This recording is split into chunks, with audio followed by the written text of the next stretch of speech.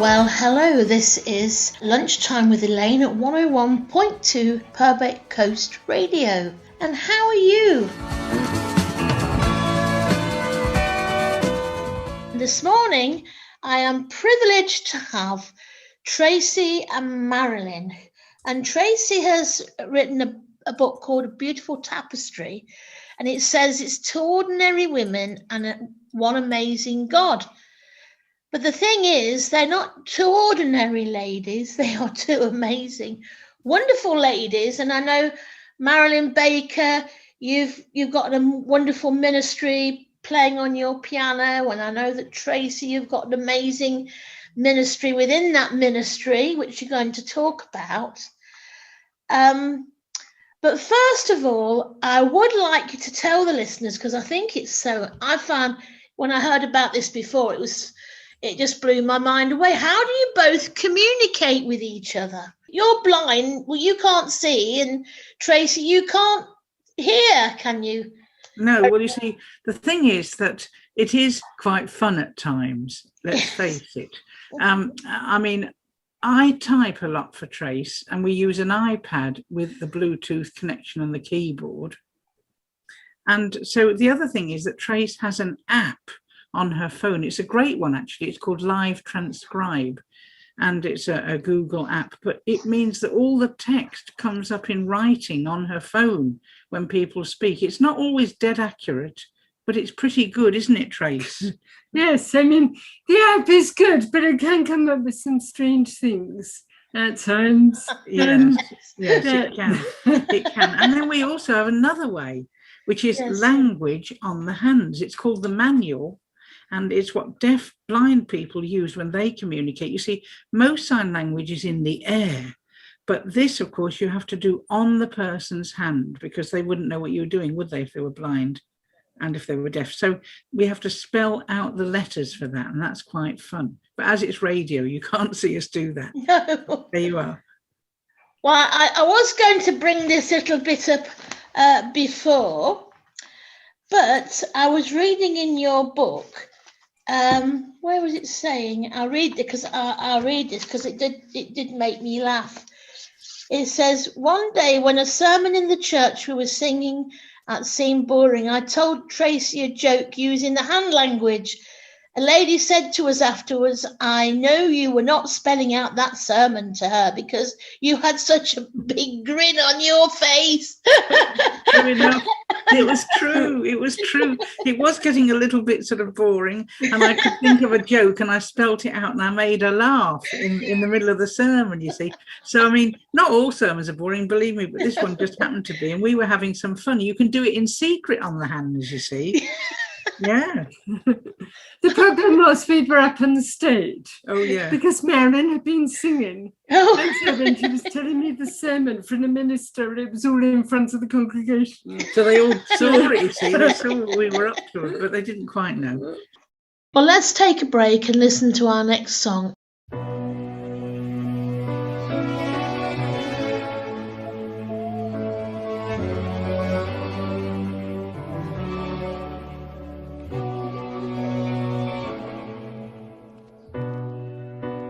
Lights in my street go out, and all the people lie sleeping under clouds, and they're dreaming of better than this. Then my brother calls me and he's saying, oh, I can hear the angels praying that we can do better than this. 'Cause I saw a mountain, I thought it's too high. I heard the birds whisper you can't fly. I saw you and I knew I can do better than this, better than this. I heard a language I thought I can't speak. I saw an ocean I thought was too deep. I see you and I know we can do better than this, better than this. And I know you'll take me anywhere I wanna go.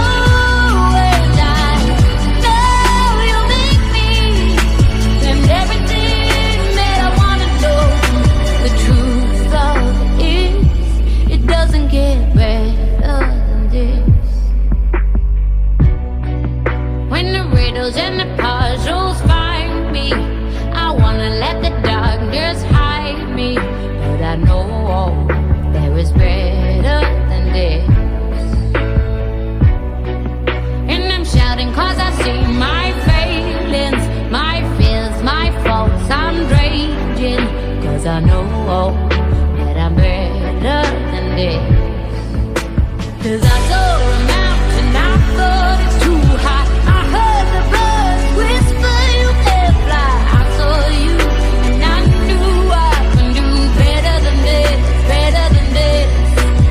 I heard a language I thought I can't speak. I saw an ocean that though it's too deep. I see you and I know we can do better than this, better than this. And I know you'll take me anywhere I wanna go. And I know you'll make me and everything that I wanna know. The truth of it doesn't get better than this. The truth of it doesn't get better than this.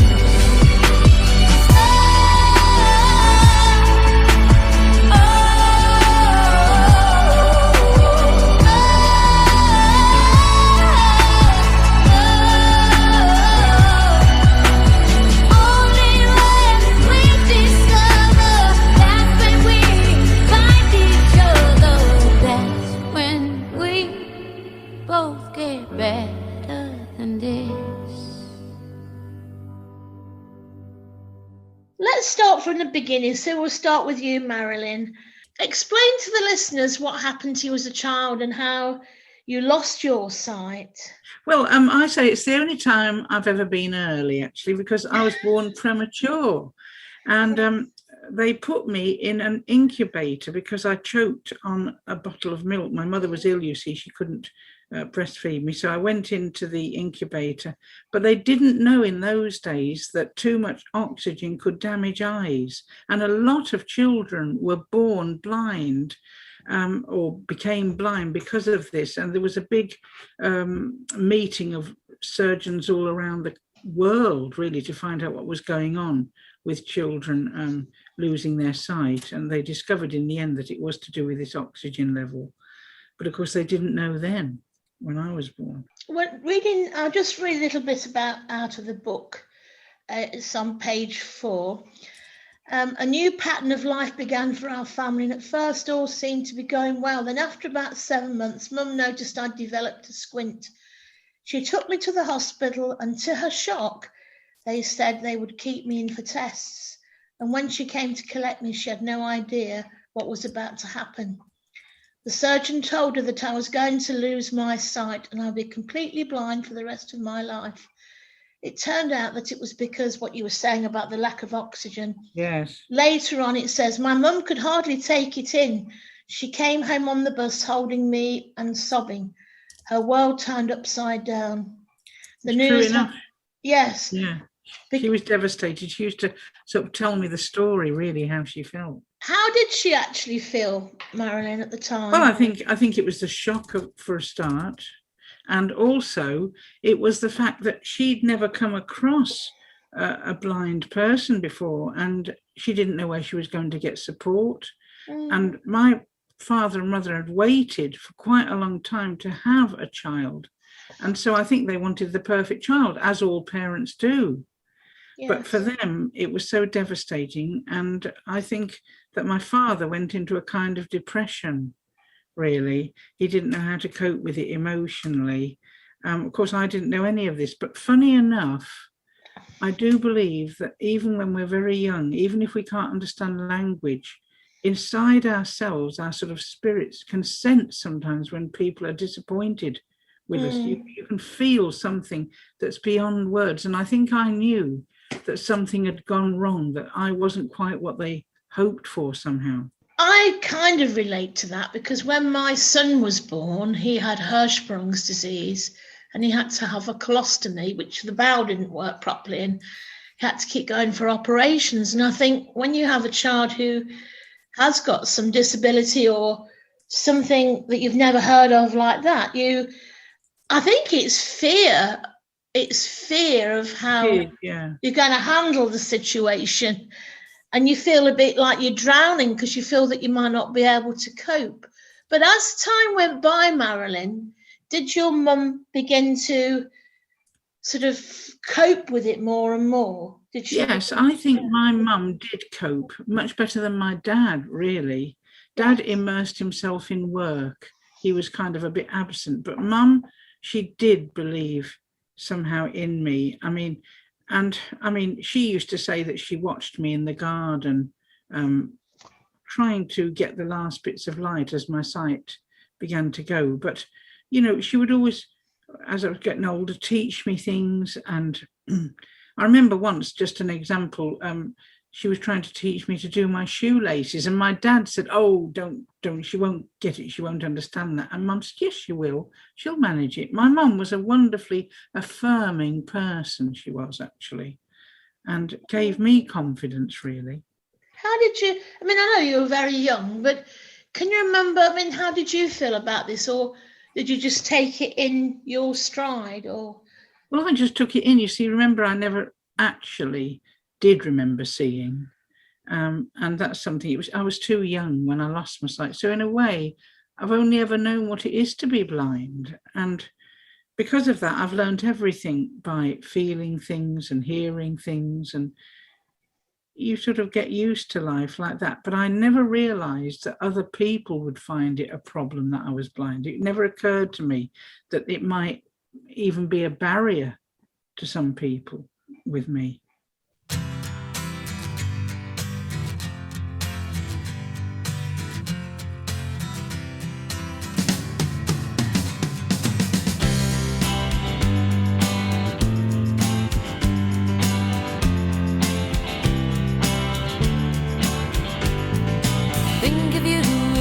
And slippers, think of her in bed, laying there just watching telly, think of me instead. I'll never grow so old and flabby, that could never be. Don't marry her, have me.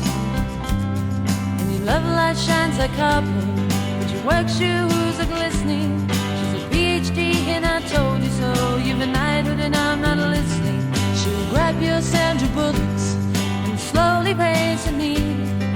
Don't marry her, have me. And the Sunday sun shines down on San Francisco Bay, and you realize you can't make it anyway. You had to wash the car, take the kiddies to the park. Don't marry her, have me.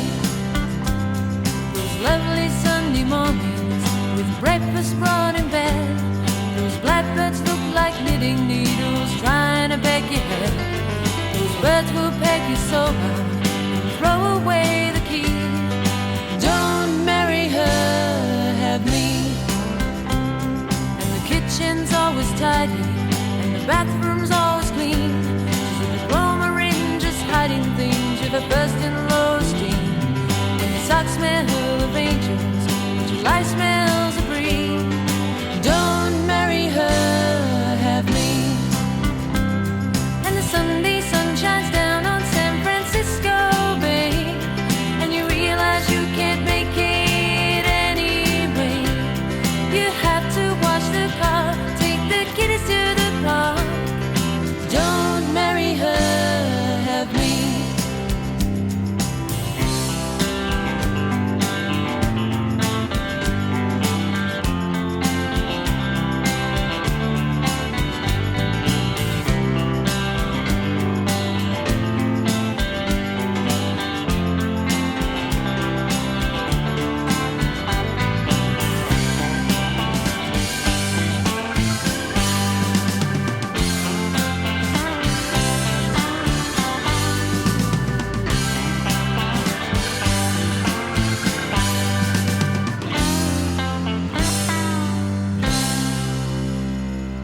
Sunday sun shines down on San Francisco Bay, and you realize you can't make it anyway. You have to wash the car, take the kiddies to the park. Don't marry her, have me.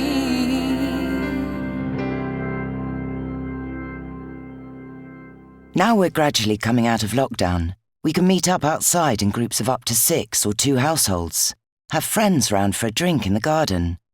There you are, doing your bit, keeping a safe distance. When it starts to get dark and a little chilly and suddenly your lounge looks very warm and inviting. But don't forget, you're much safer in the fresh air because COVID-19 particles are blown away. Let's take this next step safely. Remember, hands, face, space, and fresh air. So now, Tracy, can you share with us a little about yourself, how you began to lose your hearing and how it affected your parents and yourself? Well, I was 2, and I had measles. My sister had it first, and then I had it, and it was quite a bad case, a severe infection, and it caused inflammation in the brain, and encephalitis, the name is. And so it was thought to be polio to begin with, because it was at a time of a polio epidemic. And so I was rushed into hospital, and it was actually quite a traumatic time because I was in an adult ward with polio victims, and they were wearing iron lungs.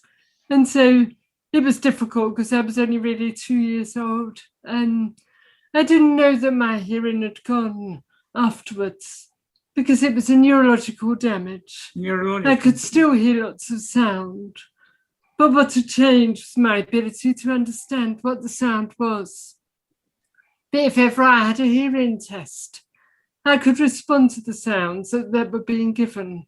And so no one really knew. And how did your parents cope with that? I mean, did they take it in their stride, or did they did you have a similar thought to Marilyn's parents, who, found it a struggle? Well, I don't actually remember from the point of view of how my mum and dad coped. They just had to go on with it. Yes. They didn't know that I was deaf. They had to help me learn to walk again because I'd been kind of paralysed by the illness. And so at that time, all the focus was on getting me to physiotherapy, and it helped me coordinate my movements better. And then I developed problems with my eyesight, and I had to wear a patch. And so the focus was on getting the eyes sorted out. But it wasn't actually recognised then either that I was actually partially sighted. And it was just thought it was temporary things that had gone wrong with the sight at that point. The hearing was eventually discovered that I was deaf when I was 12. So I went through my early school years with teachers thinking that I was still learning, because there was no evidence really that I was deaf. And that was really hard because I couldn't refute that and say, I'm deaf actually, not stupid. I thought I was stupid myself because I didn't know. So lots of hard things going on in a way. And you were bullied, weren't you, at school? Yes, I was at times. And there was a lot of teasing. And I was sometimes kids would come into the classroom and say there's a message. And the head teacher wanted Tracy Williamson. So I would go out, and then they'd kind of surround me in the coats area. And they're bullying me or teasing me. And there was an occasion that I share about in the book when I was surrounded by kids after a games lesson, and they basically threw all my clothes away and pulled the towel down and were mocking me. And I hadn't developed very quickly. This was when I was a teenager, actually, a bit older. But I was still like a child, and in my body. And that was what the mockery was all about. So it made me feel very ashamed and afraid, really, at that point. People can be very cruel, can't they? Kids can be cruel without realising, in a way, without knowing the damage they're doing sometimes. Well, I remember my late husband, Nigel, he had muscular dystrophy. And he told me once when he waddled, he couldn't walk, but he kind of waddled. And one boy got a hold of one arm and one boy got a hold of the other and made him run. And he's something that he couldn't do. And you kind of wish you could go back in time and pop them on, couldn't you? Because children are terrible. And it must have been a very traumatic time. What about what happened to you, Marilyn? Were you bullied, or was it a different sort of experience? No, I wasn't bullied. I went to a school for the blind, you see, when I was 5. That was the traumatic thing, having to leave home when I was 5. And my mother had tried to prepare me. She kept saying, oh, you'll love it, going to school and all that. But I missed her profoundly. It was terrible going away. And the school was extremely strict. It was Victorian era or something. And in fact, I even wonder whether people might have called some of what happened abusive, because if we were naughty, they used to shove this stuff into our mouths. They called it nasty stuff and make us eat it if we were naughty. I was always getting it, though, because I was quite naughty. I used to get myself into trouble and things like that. Yeah. But it was just this feeling that when you're 5 or 6 and that, you need people to kind of care for you in a much more personal way. Yes. I was being taught how to live life and be independent, but there wasn't that kind of link of love that a child so needs. It was a boarding school. I suppose, I mean, you need a hug, don't you, from your mum at those ages, and Phil? You really do. Yes. You really do. Yes, that's right.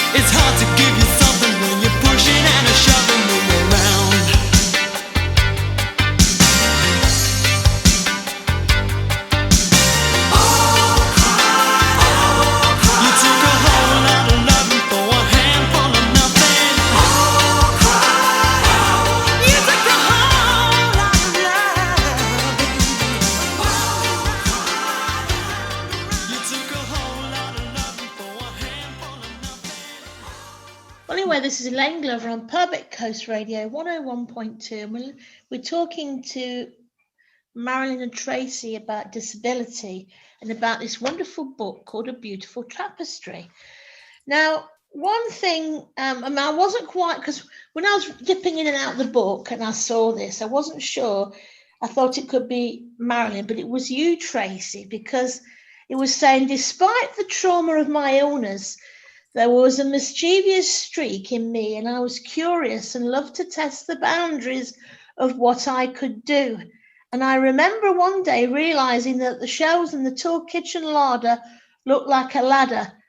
So I decided to climb up. So can you, because I do find it's quite funny in parts. So can you explain what happened there, Tracy? Well, it was a daft thing. But we had a tall larder type cupboard in the kitchen. Yes. And we went right up to the ceiling. And on this particular day, I can't remember how old I was, but I suddenly became intensely curious about what was on the top shelves. And I realised that the shelves were actually like a ladder. By this time, I'd learned to walk again. It was in a very kind of uncoordinated way, but I could do all things. And so I started climbing the shelves, but of course they had lots of things on. And then I got nearly to the top. The shelf came out in my hands. And so I went crashing down to the floor with the shelf and all its contents on top of me. And the funny thing was that one of those jars that were on the shelf was actually a tiny jar containing my sister's tonsils. And she'd had them taken out about a month before. And she wanted to keep them as a sort of trophy. And the jar broke and the tonsils rolled onto the fridge. And so my mum came rushing in, and she wasn't very happy at all to see what kind of debris of broken jars, and especially when she realised that the tonsils went to the fridge. So she had to lie on the floor and put her hand underneath and scrabble around to try and find the tonsils. And did she find them in the end, Tracy? Did she? Did find them. And I'm afraid that was the end of my sister keeping them. And I was banned from climbing the cupboards from then on. Oh, go back to you, Marilyn. So I know that you went to what was the name of the school? My memory's terrible. It was, well, I mean, I went to that first school, the primary school. Yes. Then I went to this blind grammar school. For the blind, that was a grammar school. It was called Chorleywood College. Yes. Again, that was quite strict too, and we had to do an entrance exam to get into that, and it was further away from my parents because it was near London. It was in Hertfordshire, so I went there really, and that's when I first really began to understand my kind of musical talent, I suppose, because I'd started learning the oboe. And they had to find me a teacher when I got to that school. And they weren't used to that. They hadn't got any other blind student doing the oboe. But, you know, I did learn it, and people seemed to feel that I had a real gifting in that. And with your gifting of music, could you kind of express yourself through that music? Because I often I've heard where people have had a disability or something, that they can sort of bring everything, you know, all of their feelings and thoughts and a new, you know, like a new freedom through the music. Well, it's interesting. When I played the oboe, see, the oboe is like a very soulful instrument, and I had a wonderful pianist who used to play with me. And I know that I was very expressive when I played that. People used to say so. We used to do little concerts and recitals. But eventually, you see, I left that boarding school, and in the end I went to the Royal College of Music. And really, that's when I met these amazing friends. They were part of like the Christian Union group there. And we used to go out and sing to kind of youth groups and all that. And I thought to myself, the stuff we're singing may not go down so well with these young people. I wonder. And I started to write songs. I wrote my very first song while I was at the Royal College of Music. one of the things I just opened the book to now, and it was a little bit funny as well. It was talking about you find it difficult to navigate using a white cane around the school. So you decided you need a guide dog. When you were talking about your guide dog, the trainers realised I needed a more robust dog. And soon Yummer, a boisterous yellow Labrador, came on the scene. Yes, I remember that everything. Well, it was dreadful. You see, I had a very quiet one at first, and she was a bit nervous, and she had to retire early. So they said, right, you're living a busy lifestyle. You need a really robust dog. So they sent this one to me, and I trained with this one. Her name was Yuma. And because I was from Birmingham, we say, Yuma, bad dog. Anyway, she was a bit naughty. She was naughty. And, like we went, it was in the days when shops didn't cover everything so much. I remember going into Marks and Spencer's once or something. And this lady said, excuse me, madam, your dog's just eaten 2 Easter eggs. And I went into the baker's and it ate an almond slice. And another time I went into a butcher's. I think perhaps they had the meat hanging up then, and the dog snatched a chop.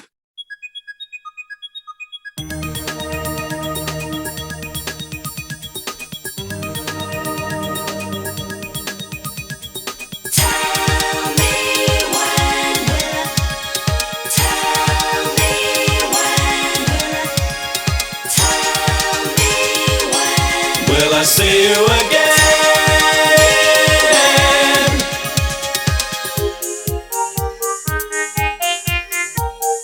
Kelly took a lifetime searching for the bottom line.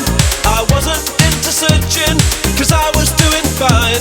I wasn't into fighting, chasing, sweating, slaving, fretting, racing. Any waste of effort isn't part of my design.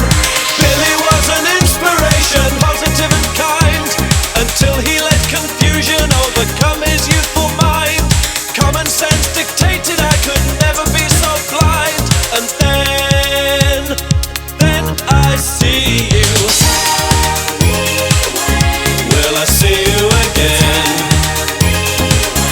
Will I see you again? Will I see you again? Na na na na na na na. Happenstance an episode unplanned alone in time. Coincidence, the second chance resounding like a rhyme. Our paths may cross against the odds to wreck the plans you made.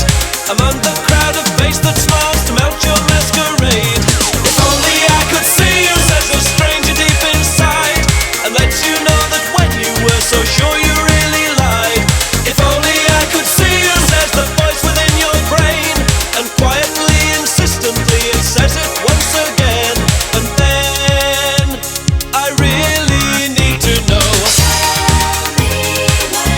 Will I see you again? Will I see you again?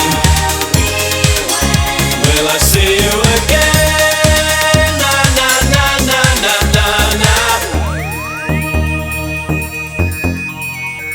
Tell me when.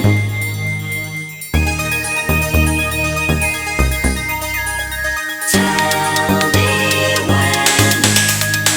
It wouldn't seem so lonely if only I could see you. Baby, you can be free. If only I could see you.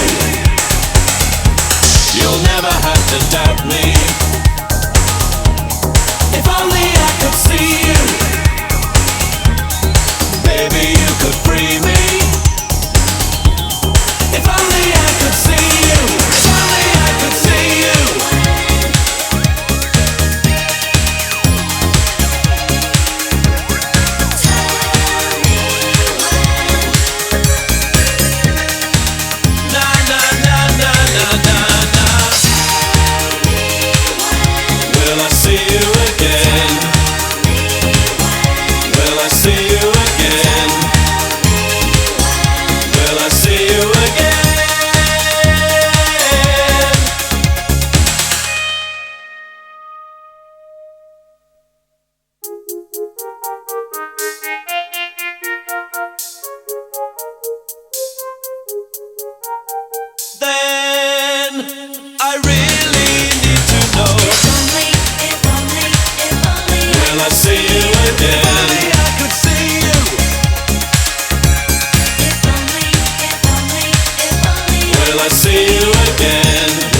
see you again? Will I see you again? Will I see you again? Will I see you again? Na na na na na na na. Will I see you again? Will I see you again? Will I see you again?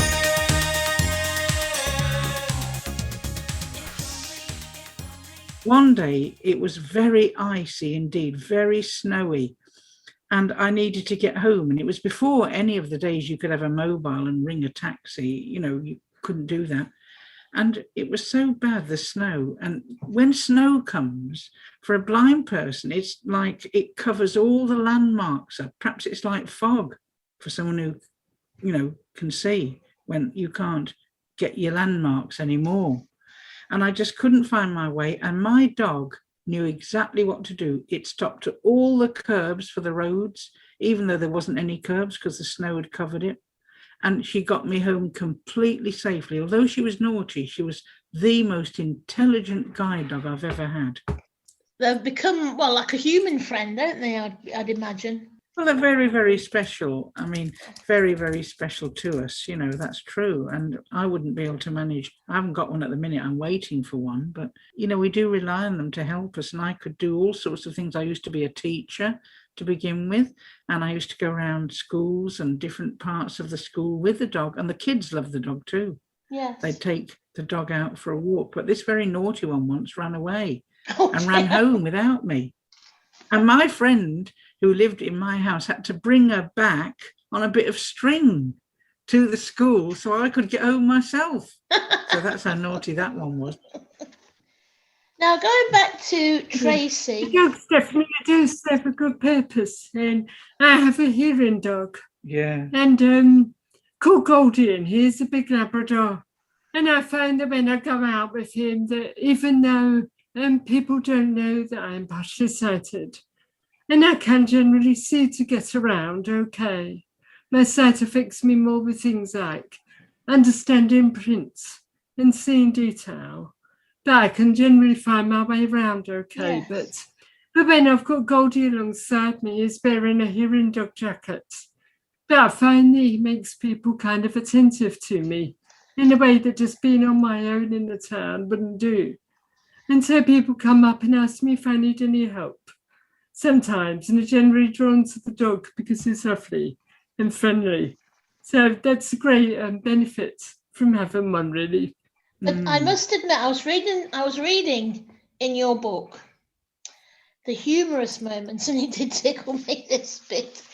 It said that many places where you've stayed, we have dogs, and of course in recent years you've added our own dog stories. And you talked, Tracy, about you'd shown Marilyn, because you had two different rooms, you'd shown Marilyn around her room, and you went back and you got into bed, turned the light out, and then some hairy thing was nibbling at your toes, and you said it was a dog belonging to somebody else that got in your bedroom. Yes, that was right. And Marilyn and I stay in different people's homes, and we travel around to do events. And in this occasion, they'd given us separate rooms. So I'd gone back to my own room, and there was no bedside lamp, so I turned the light out at the door and was making my way over to the bed, hoping I'd find it, because obviously it was a strange room. And suddenly in the pitch dark, this thing held itself at my feet and started yapping and nibbling at my toes, and then it went fine. And the dog was dancing around and I was dancing around, but it wasn't a happy dance. No. And in the end, I managed to find the light and get the dog back out. And in the morning, we went down for breakfast.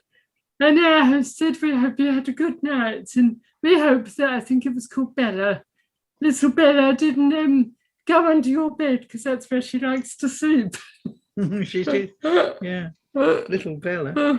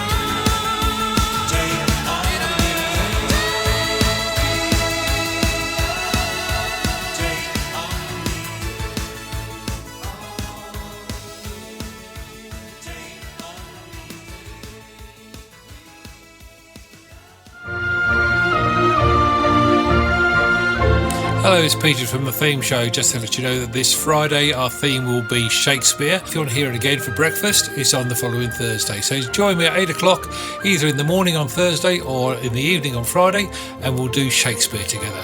Bit of culture on the radio.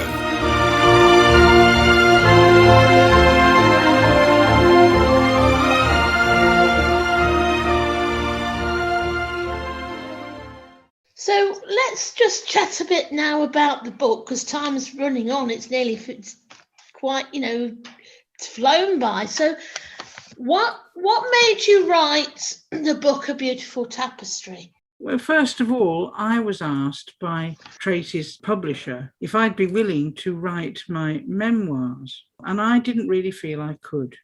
I'm not a writer of literature exactly. I love writing words for songs and things like that. But we began to think about it, and I thought, if Trace could actually do it with me, and we had so many memories, and we had to think about all that. We had to think about, time had gone, but really we began to think about all the things that had happened to us. Would we really be able to remember the detail? I mean, it's about 35 years we've worked together now, and there's a lot of stuff gone on during that time. But we knew that some of the stories were so worth telling, some of the poignant things, some of the humorous things. And so the publisher agreed that Tracy should write it, really, and that I could put my bit in, as it were, and that she would be the main person as an author doing it. So that was very exciting, and we decided that together we could do it. And it was Trace that got the idea for the name of the book, Beautiful Tapestry, because of our lives kind of being woven together. And, now that you've both been, you had to look back at your life, can you see how that, all those stories and how you met and all these wonderful things that have happened and how you've conquered things and been taken through things, you can actually see your two lives have woven in this tapestry? And can you see where you were and where you are now and what you've gone through, and that you are stronger people with a story to tell? Yes, as we look back, we felt amazed, really, and we asked people to send in some stories as well, Yes, and to help us remember. And as we kind of reminisced together, we felt this sense of amusement at how God had kind of initially brought us together and then enabled us to take steps that we would never have been able to take. And me sharing in public, Marilyn even singing because she'd been teased at school for having a low voice and called Mr. Baker. And here she was as a singer, producing albums. And so all the things that we thought of as weaknesses, they kind of turned around, and I started doing dance workshops to Marilyn's songs about 20 years ago now. Haven't done any this last year because of the pandemic, of course, but that was an incredible thing because, my balance is so off and I can't hear the music. There's a sort of irony and a laughter in it. Think of me as doing dance workshops. And yet, we've had people come to them, and some of them have been in their 80s on Zimmer frames. Some of them have had disabilities and only able to move their hands a little bit. Some of them have been extremely shy, but somehow the fact that they've got a leader who is also disabled and so wobbly and all of that, something beautiful has come out of it, and that's what we see again and again.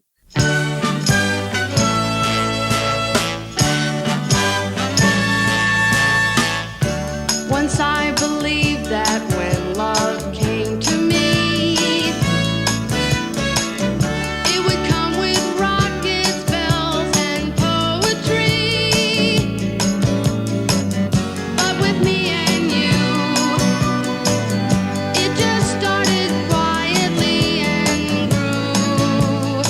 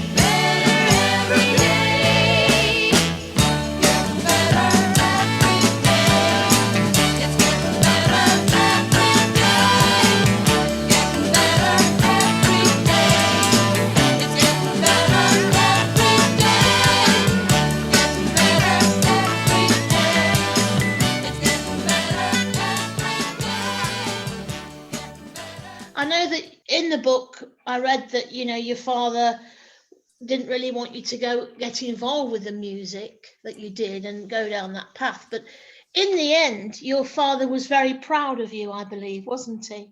Yeah, he was worried that I was giving up my teaching job and going into some airy-fairy thing of traveling around, you know, this country and the world singing and sort of being a gospel singer. And he thought, well, you've got a good teaching job. Where's your money going to come from now? What's going to happen? Yes. And you know, I wasn't well known. I wasn't booked for a year or anything like that. I wasn't in the pop industry. But amazingly, everything that I did need always came together. I didn't even charge particularly for what we did, but somehow money, people gave it to us. We were helped in every way. And at the end of it, because I did a lot of traveling, including America and New Zealand and Australia and stuff like that, my dad said to me one day, I'm so glad you did take that step.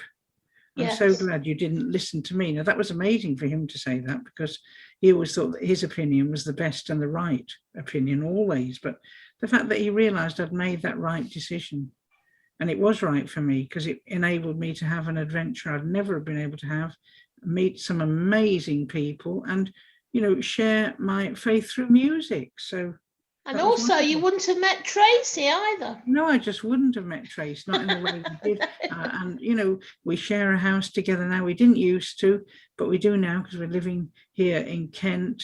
And it's lovely to know that together we've managed to do many things that perhaps people who haven't had even disabilities have never quite managed to do. You know, we're just very privileged. Well, thank you very much. And I just tell you this before we say goodbye. My friend Maureen, she met a lady the other day and she was telling them about your music and about your book. When my friend was telling about the work and everything you do, she was really amazed. But thank you very much indeed. Well, we've just loved being with you, and thank you for having us, and we hope to have more adventures to come. Yes, we might even pop into it, see you in Swanage sometime. Yes, that would be very nice to meet up in Swanage. Yeah. Thank you very much anyway, both of you, Tracy and Marilyn. So anyway, this is Elaine Glover at Purbeck Coast Radio 101.2, and I'll be back with you next week with some more Lunchtime with Elaine.